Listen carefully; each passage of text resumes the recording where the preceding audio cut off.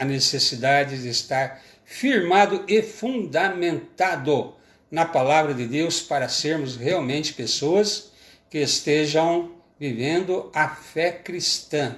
Não fé apenas naquela situação de que eu tenho fé, uma coisa mais assim, relacionada com sentir, mas fé no conjunto daquilo que é o ensinamento do Senhor Jesus e dos apóstolos, né? Se vocês permanecerem em mim e nas minhas palavras, então na doutrina de Cristo sereis meus discípulos. Por isso mesmo, né, temos que aprender a sã doutrina, né? A sã doutrina. Eu talvez poderia continuar com aquele tema, né, sobre a necessidade de estar firmado e tal, mas seria falar um pouco mais do mesmo. O melhor mesmo é começarmos a ensinar doutrina, ensinar questões bíblicas, né? Porque assim é que vamos crescer, assim é que vamos cumprir aquele propósito de estar entendendo, guardando a palavra de Deus, para que não sejamos desviados de forma alguma, né? De forma alguma, nem para a direita, nem para a esquerda, vivendo a realidade do amor de Deus. Então, a glória de Deus será o tema não só de hoje, mas na sequência aí de algumas lives, sempre às terças-feiras agora, né? O texto é 1 Pedro 4,11, né? Para que em todas as coisas seja Deus glorificado. Em todas as coisas. Esse é o propósito. Vamos orar. Senhor, nosso Deus e Pai, abençoe, Senhor, esta ministração, as pessoas que estarão ouvindo, nos dê entendimento dessas questões tão complexas.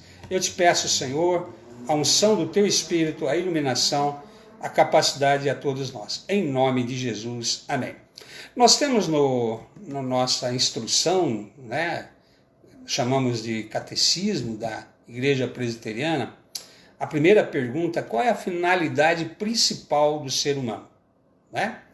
E a resposta é: o fim principal do homem é glorificar a Deus, né? E deleitar-se nele para sempre. Então logo a gente aprende isso, né, na primeira aula de doutrina. A finalidade principal do ser humano é glorificar a Deus, né? E nessa pergunta são apresentadas duas finalidades específicas para a vida. A glorificação de Deus é uma finalidade específica para a nossa vida. E a satisfação com Deus, né? Vamos começar então sobre a questão de glorificar a Deus, né? A glória de Deus é o fio de prata que deve estar presente em todas as nossas ações, né? Como diz o apóstolo Paulo em 1 Coríntios 10:31, quer comais, quer bebais, ou façais qualquer outra coisa, fazei tudo para a glória de Deus. Então, tudo que fazemos, tudo mesmo. Ele inclui aí, inclusive, o ato de comer, o ato de beber, né? Qualquer atividade que venhamos fazer, o seu estudo, o seu trabalho, né? O seu viver, né? Tudo seja feito para a glória de Deus, para o engrandecimento do Senhor. Então, logo você vê aí, então, que isso é uma finalidade de vida, é um propósito de vida, né? Viver para glorificar o nome do Senhor. Veja que no mundo natural e nas coisas artificiais, né, tudo coopera para uma finalidade. É assim que a gente estuda o nosso planeta e vamos entendendo que todas as coisas têm um propósito, uma finalidade. Então, o homem, sendo uma criatura racional, deve propor uma finalidade para si mesmo, né? Somos pessoas racionais, queremos ter uma vida com propósito, né? Qual é a finalidade da minha existência? A qual deveria ser exaltar a Deus no mundo. Quando você se torna cristão, quando você se reconcilia com o Criador, né? Você então é adotado como filho de Deus e a expressão do seu viver aqui muda, né? Você vivia para si mesmo, para se exaltar a si mesmo, e agora você vive para exaltar o Deus que te salvou, né? O Deus que te adotou como filho. Então a finalidade de sua existência é mais importante do que a própria vida, né? Gosto daquele salmo quando Davi diz: a tua graça é melhor do que a própria vida, né? O que seria a vida sem a graça de Deus, né? O que significado teria a existência se não for, né, a finalidade de exaltar a Deus? Então, glorificar a Deus diz respeito, portanto, a todas as pessoas da Trindade, né?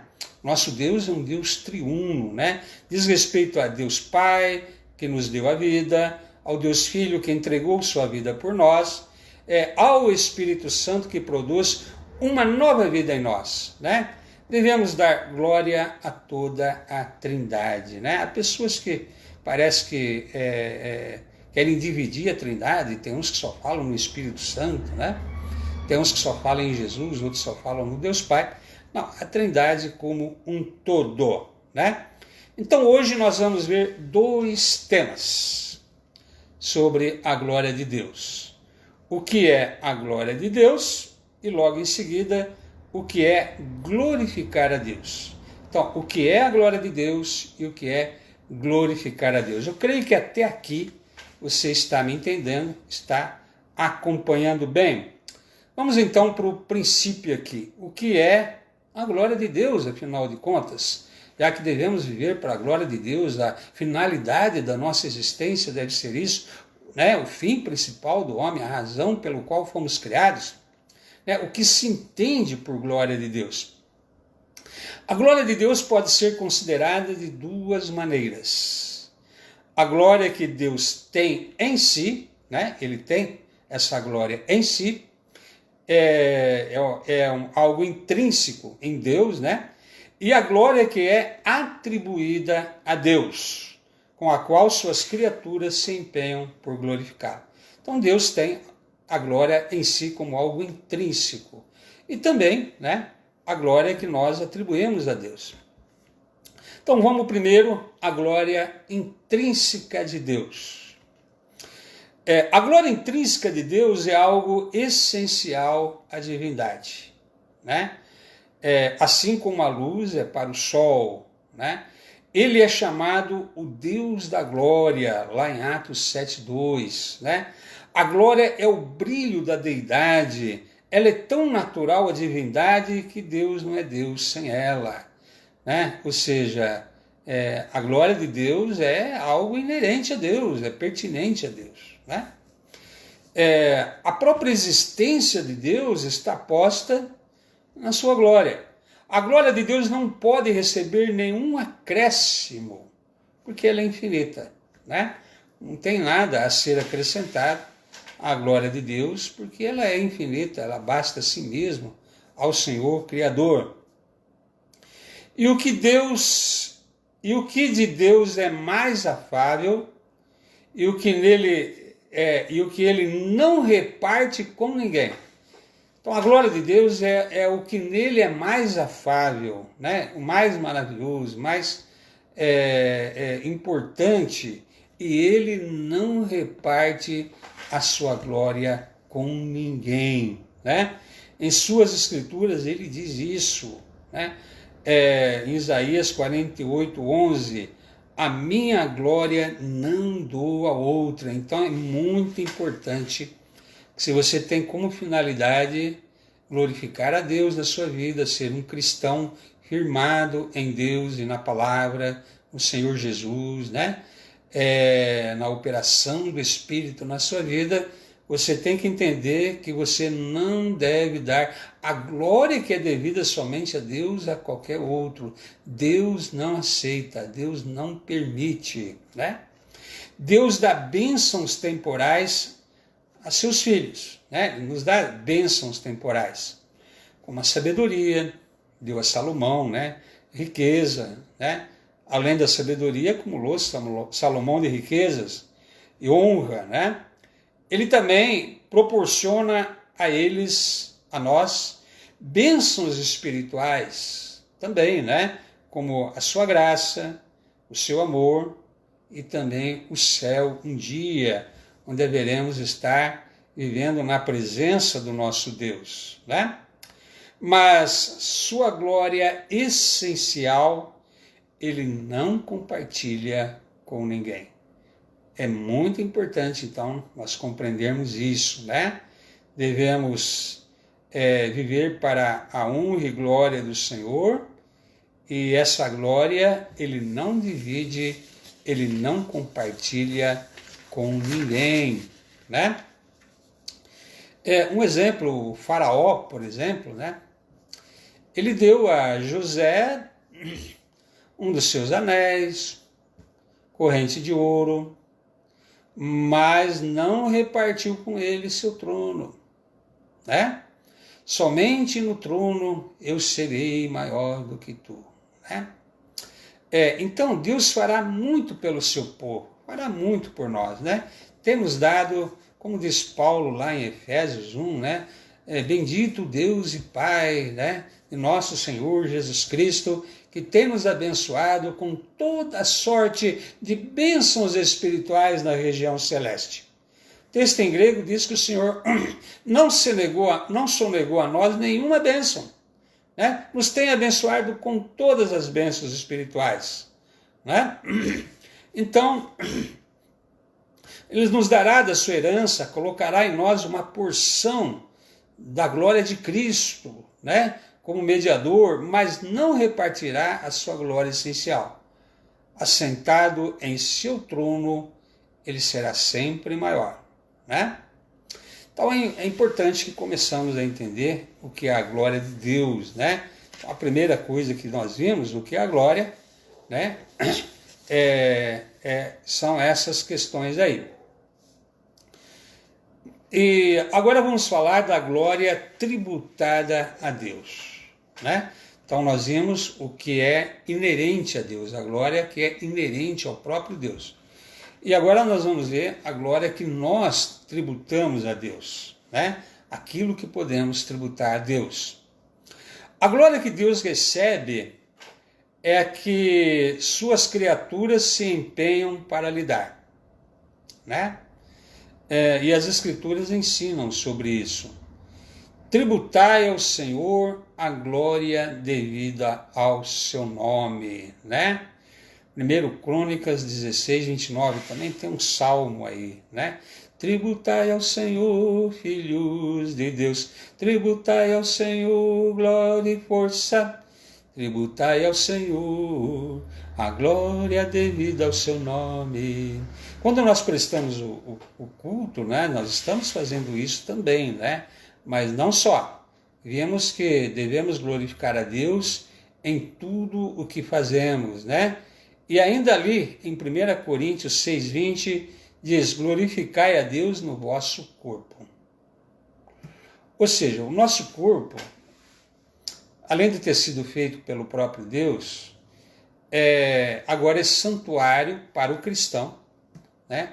Da habitação do Espírito Santo, né? Nós devemos cuidar do nosso corpo, né? O nosso corpo também deve ser motivo de que seja para a honra do Senhor, para a glória do Senhor. E a glória que tributamos a Deus de nada valerá se não exaltarmos seu nome no mundo, né? E não o magnificarmos diante dos outros, né? Então, não é uma coisa que você deva considerar como muitas pessoas aí fora, né? A religião é algo pessoal, né? Religião é algo interior, né? Religião é algo que você tem apenas para si mesmo, né? Eu glorifico a Deus do meu jeito, da minha forma, né? Ali para mim mesmo, né? Na singeleza do meu ser, né? É uma coisa pessoal, né? Não é não, né? Deus deseja ser magnificado na sua vida, no seu corpo, e você deve espalhar, né, a luz do Evangelho, você deve disseminar sobre a glória de Deus, sobre a palavra de Deus, né, que explica essa glória. Magnificar diante dos outros, né? Será Cristo engrandecido no meu corpo, diz o apóstolo Paulo em Filipenses 1:20. Ou seja, eu não estou dando glória a Deus se eu achar que é algo apenas pessoal, apenas da minha intimidade, ninguém precisa saber que eu sou cristão.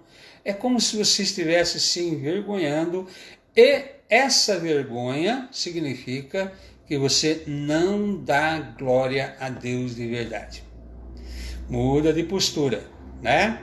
A pessoa que realmente quer glorificar a Deus na sua vida não pode ter vergonha de fazê-lo, né?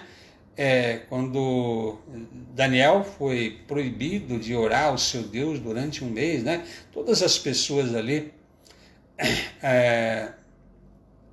por ordem ali, né, de Nabucodonosor, que fez a estátua lá, né? Então o que acontece? Ele abria a janela lá, ele orava 3 vezes por dia, queria que todo mundo visse que ele estava adorando a Deus mesmo contra a ordem do rei. Então não é algo que eu deva esconder, guardar para mim mesmo, né? Senão eu não estou dando glória a Deus, eu não estou honrando esse Deus. Fé que não se assume não pode ser levada a sério, né? Não é fé verdadeira.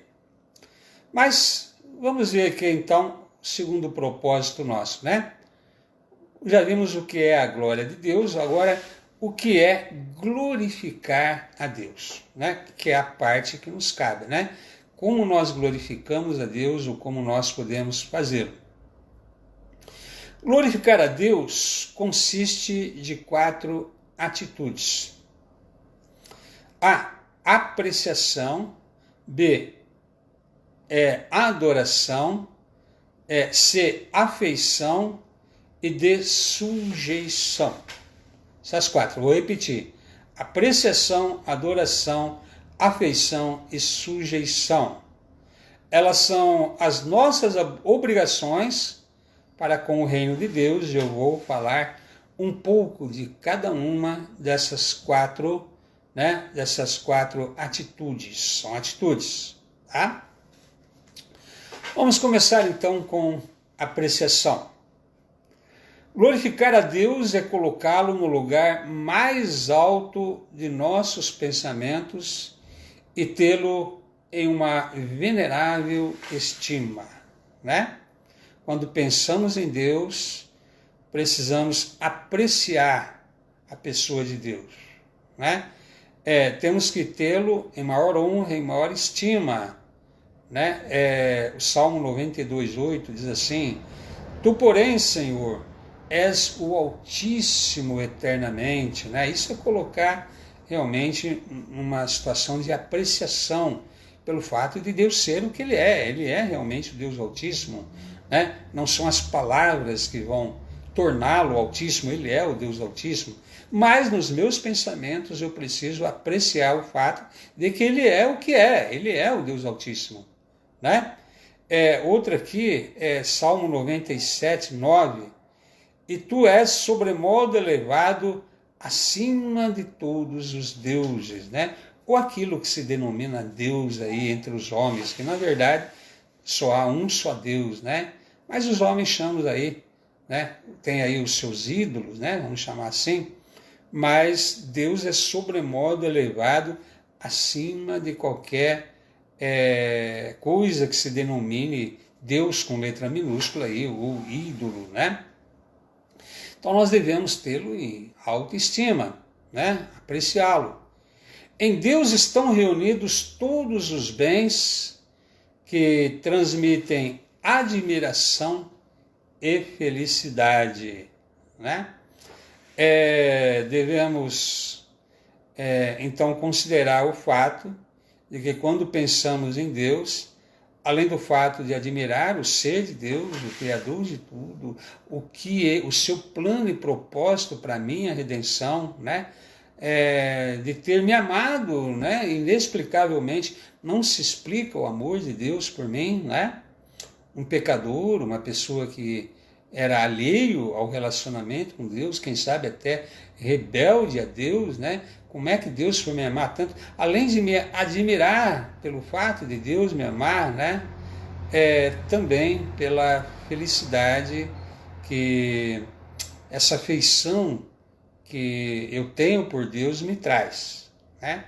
Todas as pessoas que realmente adoram a Deus e têm afeição por Deus sabem a respeito dessa felicidade. Nós somos felizes por realmente adorar esse Deus, né? Por sermos afeiçoados a Ele, por magnificá-lo, né? É sempre bom poder fazer isso, esses tempos de quarentena aí, que a gente tem remediado com essas lives, essas transmissões, né? Mas é tão bom quando podemos fazê-lo também em conjunto, reunidos, né? Há uma felicidade enorme ao fazer isso. Nele há uma constelação de todas as bem-aventuranças, e é a primeira causa, a origem e a fonte do ser que lança glória sobre a criatura. Então, só Deus pode fazer com que a nossa vida seja cheia de significado, né? Que o Senhor só o Senhor pode nos exaltar, na verdade, né? Só o Senhor pode fazer com que a nossa vida ela realmente seja uma fonte, né, de todo o bem para nós. Então, devemos apreciar isso em Deus, né? Há pessoas que nunca entenderam isso, né? Que a origem de todo o bem, do bem-estar, do sentido para viver, né? Do fato de que a nossa existência pode ser plena de significado, com qualidades espirituais, com dons e capacitações, ao vivermos e apreciarmos o relacionamento com esse Deus maravilhoso. Então glorificamos a Deus quando somos admiradores dele.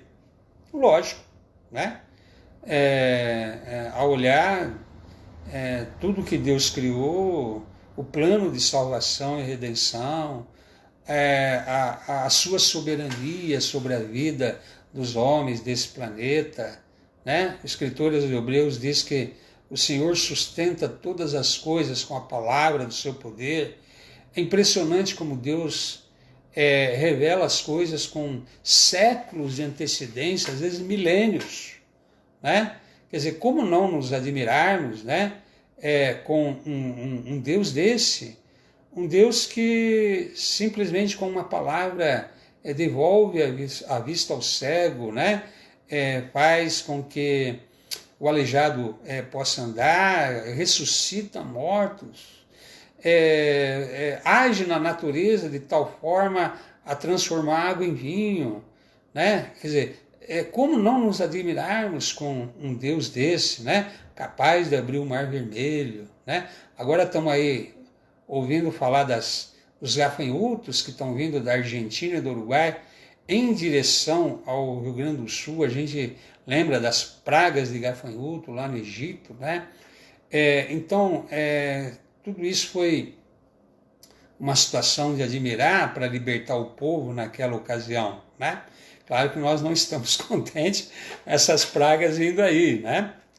Quando admiramos seus atributos, que são os fachos de luz em que a natureza divina se manifesta, né? Então tem também os atributos de Deus que nós, quem sabe, vamos estudar aí em aulas aí adiante, né? Porque esses atributos são como fachos de luz, né, em que a natureza divina se manifesta. Amor, bondade, misericórdia, né, caráter de Deus, né? Porque conhecer a Deus é conhecer o caráter de Deus. Você só conhece uma pessoa quando você conhece o caráter dela. Às vezes você sabe, eu sei que existe pessoa tal. O que você sabe dela? Muito pouco. Então você não a conhece, né? Conhecer é algo, conhecer as reações, né? É conhecer a maneira como a pessoa é. E quando nós conhecemos esses atributos de Deus, né, também a sua majestade, tudo, sua santidade, né, nós podemos então admirá-lo e realmente reverenciá-lo por aquilo que ele é.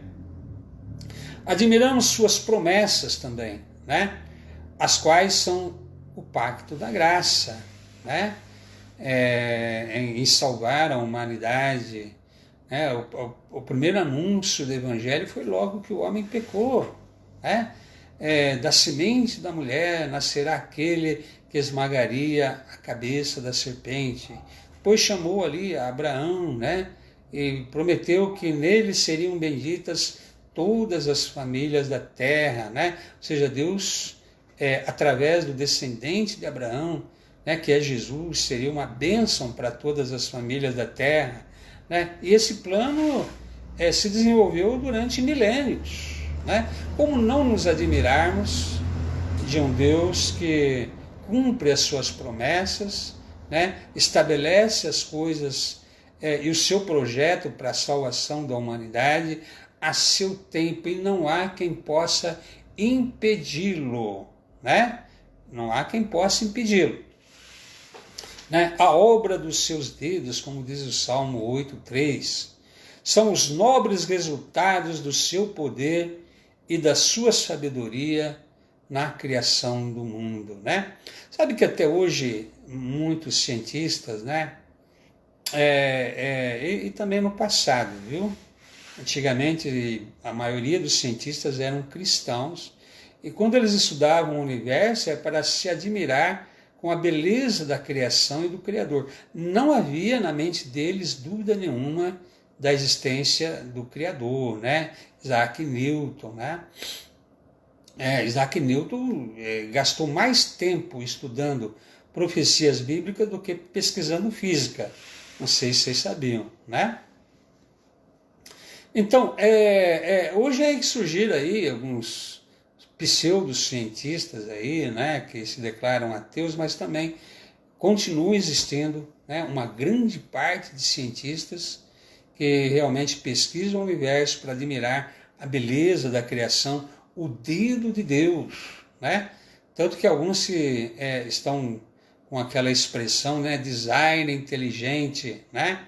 Ou seja, o universo mostra que houve a mão de um projetista, alguém que criou tudo isso de forma lógica, racional, não é a obra do acaso. Então, muitos desses cientistas que são realmente cristãos, né?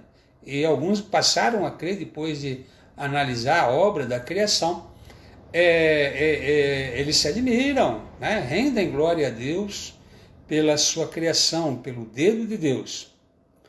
Glorificar a Deus, então, é ter pensamentos que o apreciam. Né? Você às vezes é tomado desses pensamentos, né? Você às vezes pensa na glória de Deus, no ser de Deus, na majestade de Deus, até mesmo a beleza da santidade de Deus. Né? Há uma beleza na santidade de Deus. Né? Estimá-lo incomparavelmente, estimar a Deus acima de qualquer coisa, não é o primeiro mandamento? Né? Adorai a Deus acima de todas as coisas. É procurar por diamantes somente nele, que é a rocha, tesouros espirituais, a graça especial, a graça também que ele concede a todos os homens. Tudo provém do Senhor, vem da sua generosidade, pois se ele não quiser, esse mundo não vai existir mais. Mas ele é essencialmente criador e já anunciou novos céus e nova terra onde habitam justiça. Então, apreciar a Deus, né, é uma atitude de dar glória a Deus. A segunda aqui, adoração, como não poderia deixar de ser, né? Glorificar a Deus consiste principalmente na adoração, né? Salmo 29, Deus, eu já citei esse versículo, tributai ao Senhor a glória devida ao seu nome, adorai, porque a primeira coisa era a glória de Deus, né? a que adorai o Senhor, como eu disse, na beleza da santidade, porque a santidade é algo inerentemente belo, né? E Deus é totalmente santo.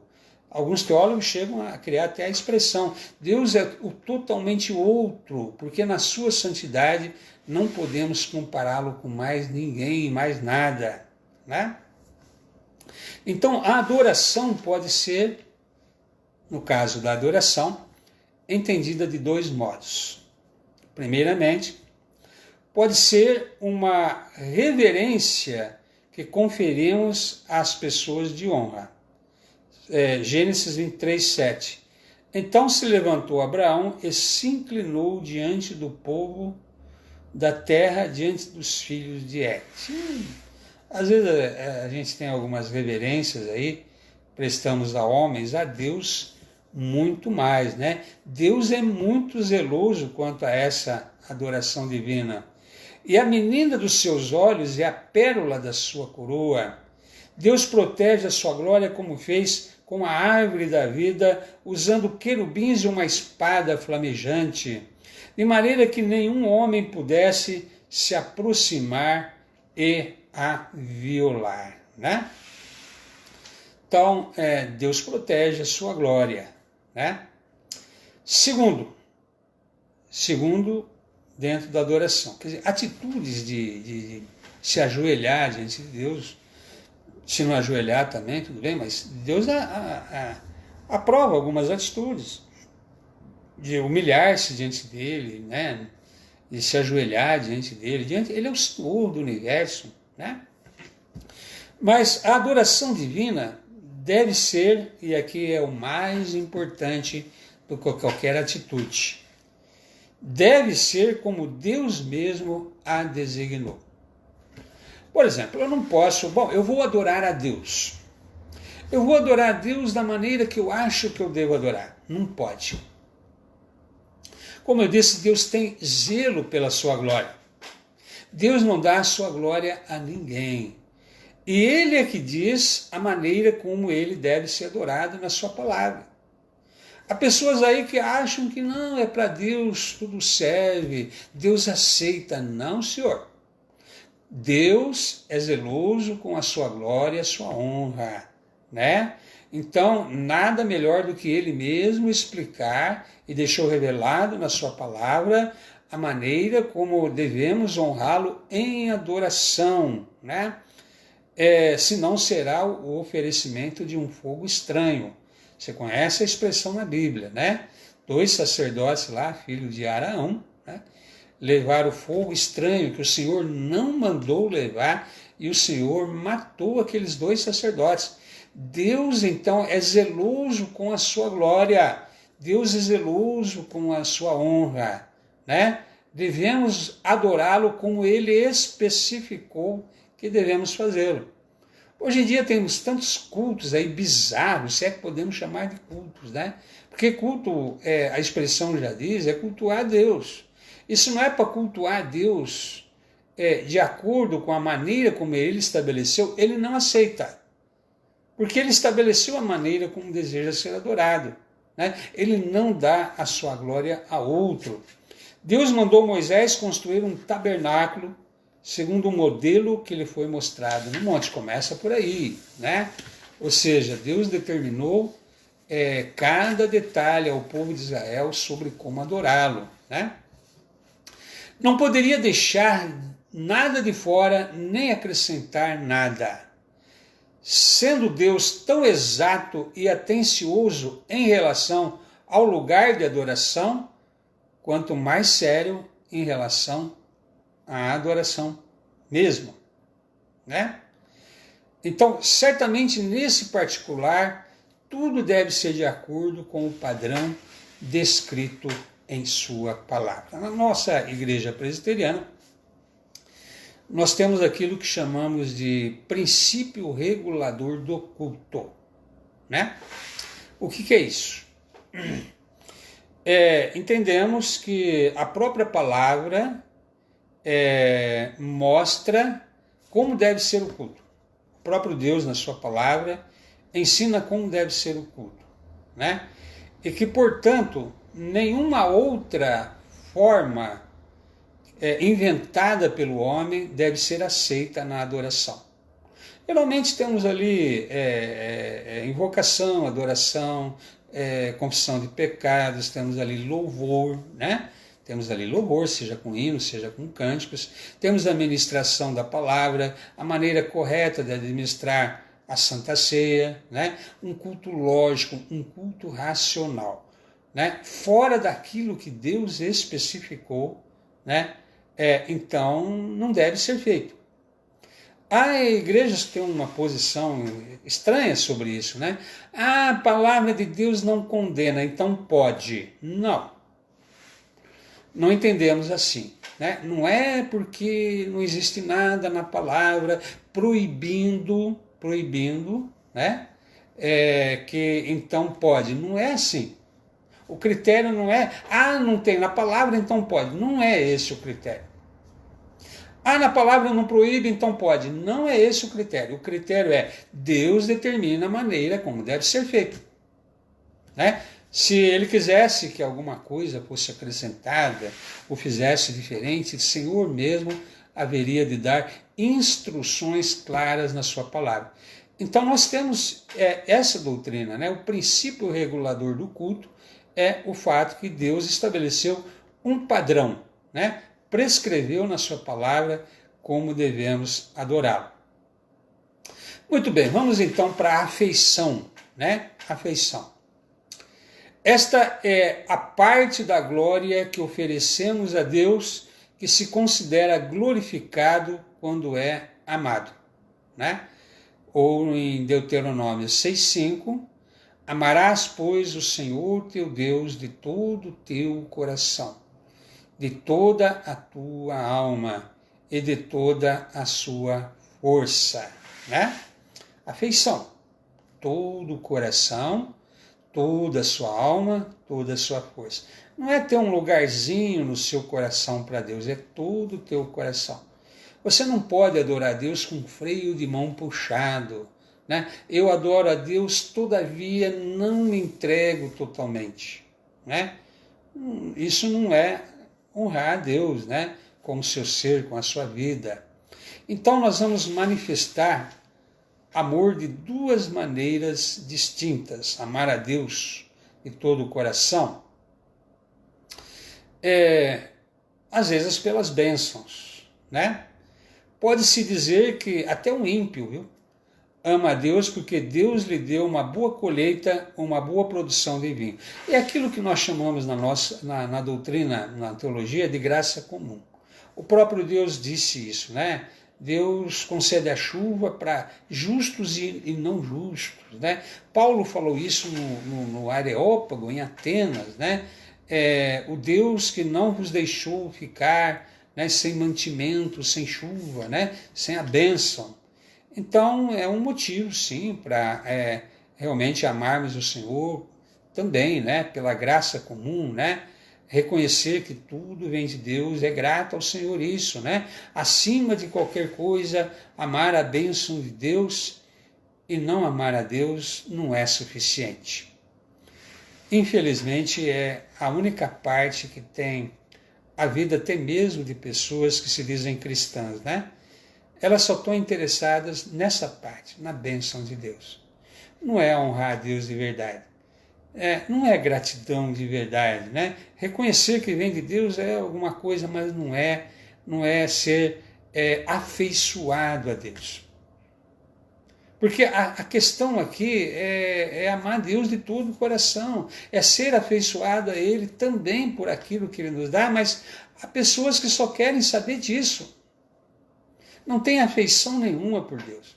E o dia que Deus coloca a mão, ou de alguma forma a pessoa perde alguma coisa, blasfema contra Deus, justamente por não ter afeição nenhuma a Deus, né? Então a parte mesmo que importa é amar a Deus mesmo, e não apenas por aquilo que Ele pode fazer, né?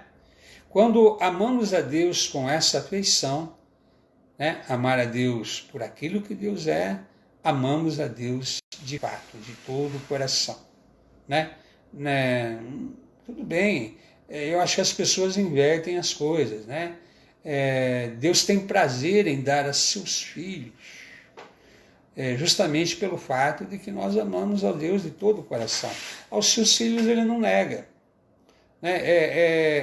É uma coisa que até automático Deus tem prazer de dar. Você ama a Deus de todo o coração, é afeiçoado a Ele não deixa faltar.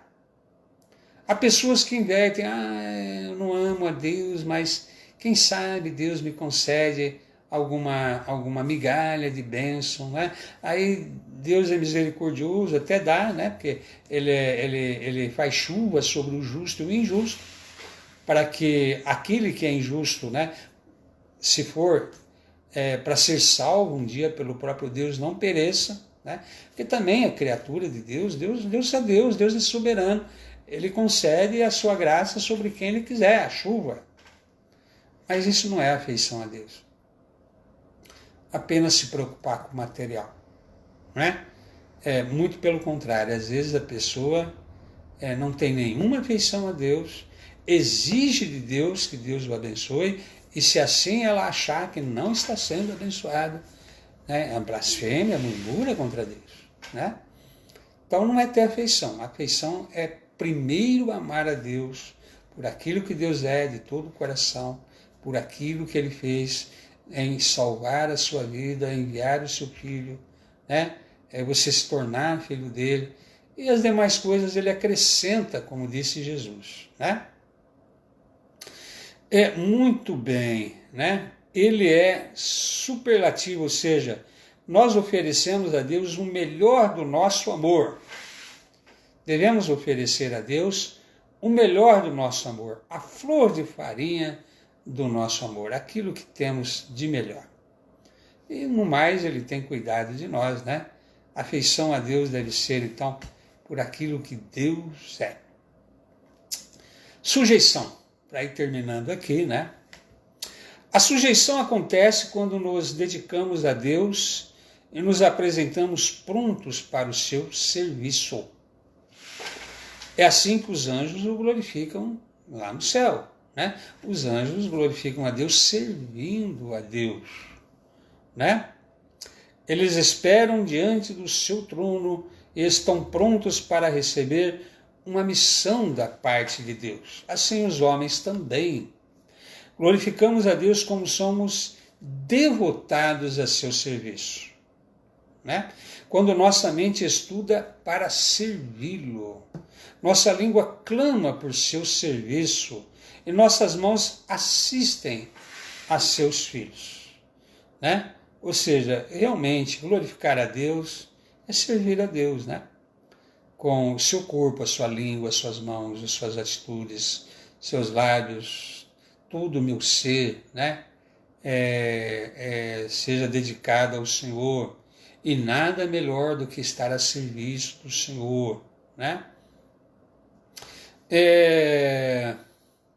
Os homens sábios que procuraram Cristo, e está se referindo àqueles reis que vieram do Oriente, né? E eram reis, né?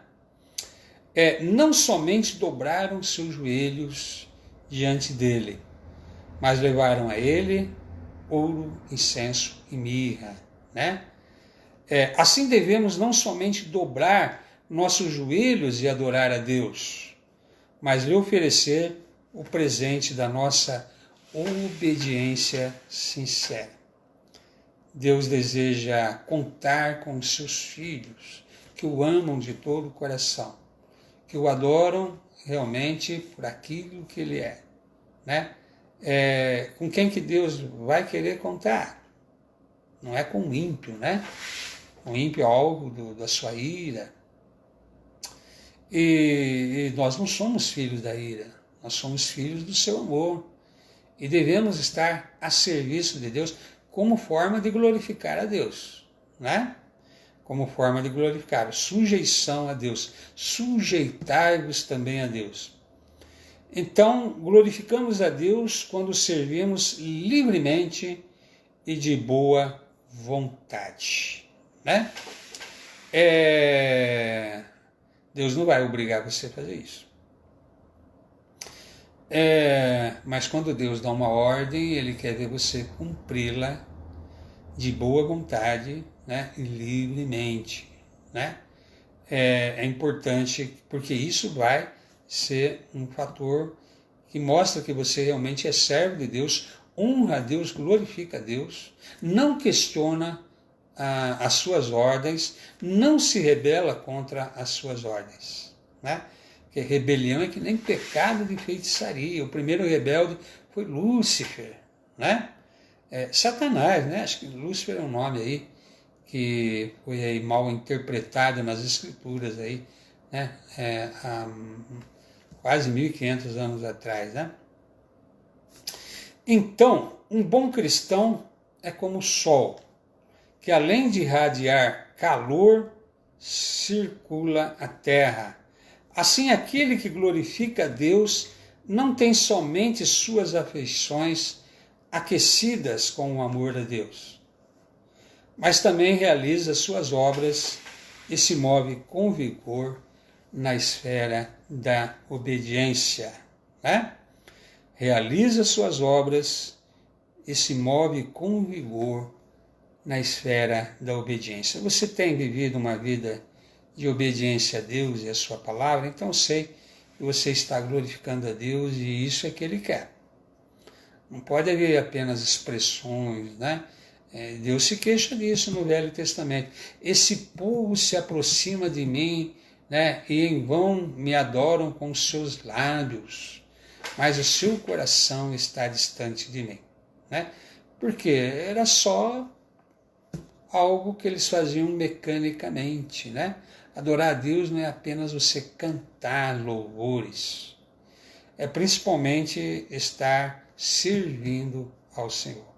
Que Deus te abençoe nessa primeira aula sobre glorificar a Deus, né? Espero que você tenha entendido. Eu vou colocar aqui um bom cântico para terminar os nossos cultos, né? Vamos terminar esse também com oração. Senhor nosso Deus, obrigado porque voltamos a fazer essas lives, ó Pai. Não a fizemos no final de semana, mas há pessoas que, Pai, precisam, nos lugares mais distantes, receber essas ministrações. E o Senhor, ó Pai, atendendo, Pai, as necessidades de cada um, permite a nós, os seus servos, pastores, estarmos usando esse meio para transmitir essas instruções da sua palavra. Abençoe cada pessoa que ouviu. Abençoe, Pai, este país. Tem misericórdia de nós. Nós oramos, ó Pai, em nome de Jesus. Amém, né? Volto na terça-feira com a continuidade do estudo, né? A glória de Deus, tá? Mas amanhã, aqui no templo, em Itaporanga, se você estiver próximo aqui da cidade, né? Mora aqui nas redondezas, nós vamos começar o estudo sobre o profeta Isaías, né? Compareça lá, vamos estudar o livro inteiro, vai levar alguns meses aí, mas vale a pena começar versículo por versículo, né? Para termos uma visão geral, ampla do livro. Deus te abençoe. Até mais.